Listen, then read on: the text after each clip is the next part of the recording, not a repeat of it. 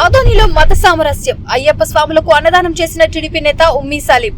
ఆదోని కుల మతాలకు అతీతంగా మానవత్వమే మిన్నా అని చాటి చెప్పారు. కర్నూలు జిల్లా ఆదోని పట్టణానికి చెందిన తెలుగుదేశం పార్టీ సీనియర్ నాయకులు ఉమ్మీ సలీం.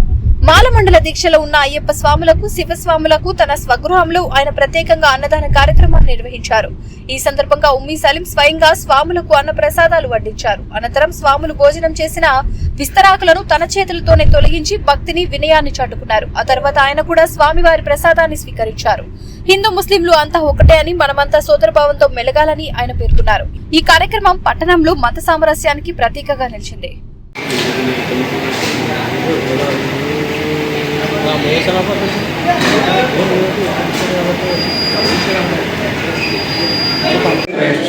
समीर समीर ओके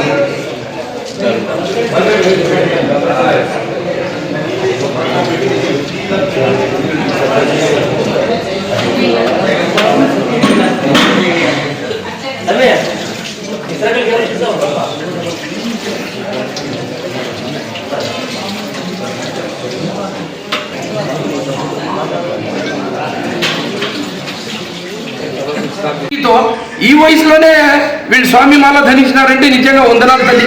నీ అమ్మ దేవత వందనాలు.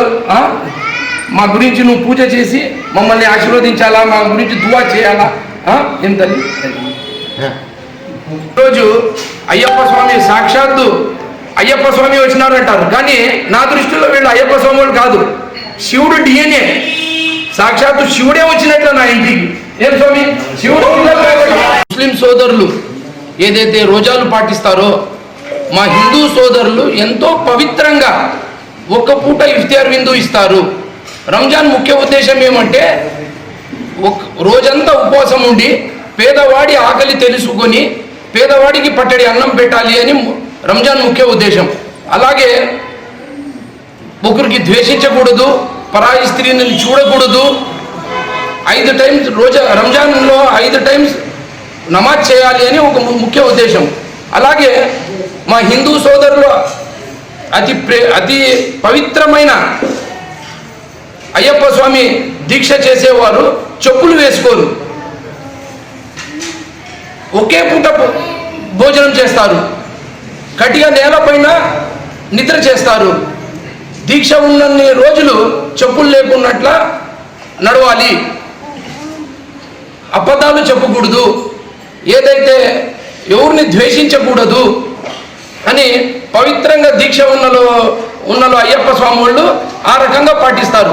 పవిత్రమైన దీక్ష పూర్తి చేసుకొని ఎంతో పవిత్రమైన ఇరుముడిని కట్టుకొని వేల కిలోమీటర్లు ప్రయాణించి అయ్యప్ప స్వామిని దర్శించుకొని పూజిస్తారు.